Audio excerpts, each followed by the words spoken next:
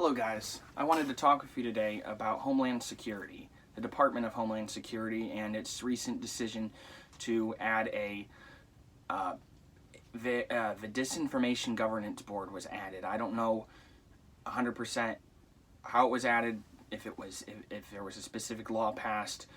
None of my sources really got into how it was created, but the Disinformation Governance Board is now in existence. It's part of Homeland Security. It's a branch of the Department of Homeland Security, which again has only been around since like 2002. It's a very new program. It was established under George W. Bush, one of our worst modern presidents, if not arguably the worst modern president. Department of Homeland Security, a huge mistake of a department, and now they've created the Disinformation Governance Board, which has been likened to the Ministry of Truth in George Orwell's 1984.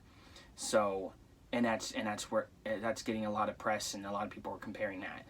And it's gotten criticism from CNN, Washington Post, Wall Street Journal, and those are just the people on the left who should be supporting things that occur under a Biden administration. I'm not saying, I don't know for a fact that Biden had explicitly approved of this board, but he's also not coming out against it. I don't know if he had to pass a law for it to happen, but he's also not vetoing or trying to cancel the program, close this department. So I don't know what his stance is, but I would guess based on the White House press's many statements against free speech and in favor of Facebook censorship, in favor of all online censorship, whether it was the White House encouraging Spotify to censor Joe Rogan, all of these different and their domestic terrorism front that the Biden administration has put down, their increasing of the Capitol Police, or whatever it's called, the DC Police Department that has a national presence, has satellite stations all over the country, pulls a lot of weight there. All this is going on under the Biden administration, so I have to assume that this Disinformation Governance Board, its creation, has the Biden administration's approval. So it's the Department of Homeland Security is ran by the secretary is Alejandro Mayorkas. He has done most of the press briefings around the creation of this department, given that he's in charge of Homeland Security. And this Disinformation Governance Board will be managed and led by Nina Jankowicz.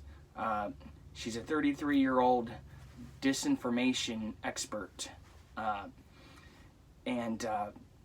So she was a former disinformation fellow at the Wilson Center.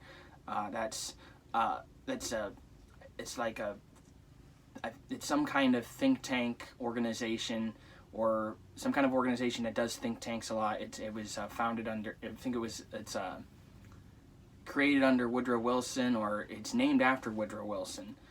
So it has his influence, and so anyway, this Jankowicz, she has had a history of her stance on being a disinformation expert is laughable, because she has repeatedly criticized anything relating to the Hunter Biden laptop story. She has distributed articles saying that the laptop story was a Russian plant. She's reiterated lies saying the intelligence agencies believe the Kremlin was responsible for the Hunter Biden laptop. So she is very clearly on one side of the spectrum, on the liberal side of the spectrum, when it comes to the Hunter Biden laptop story, which was I wouldn't say huge deciding factor, but it was election meddling to suppress that information that the voters had a right to know. She calls the Hunter Biden laptop story a Trump campaign product. So simply a product designed to support the Trump campaign of 2020, which is ridiculous. It's not Trump's fault that Hunter Biden chooses to make corrupt deals with Ukraine and China, and lives a pretty scummy lifestyle outside of that as well. So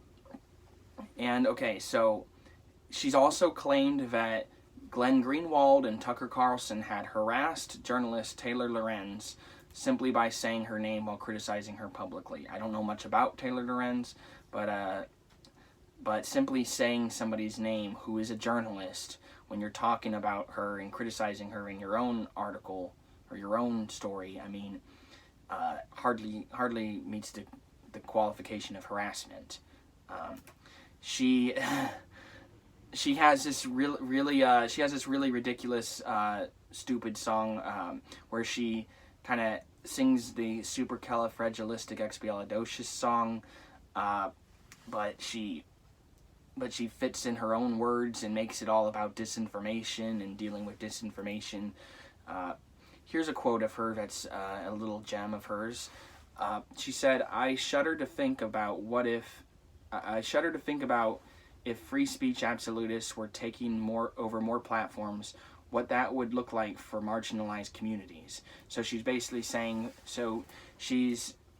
that free speech absolutists taking more power on platforms will hurt marginalized communities.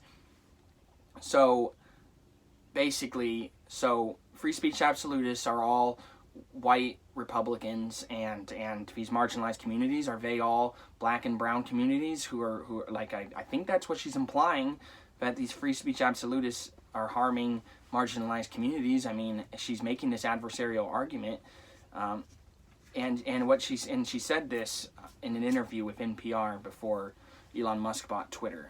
So let's see.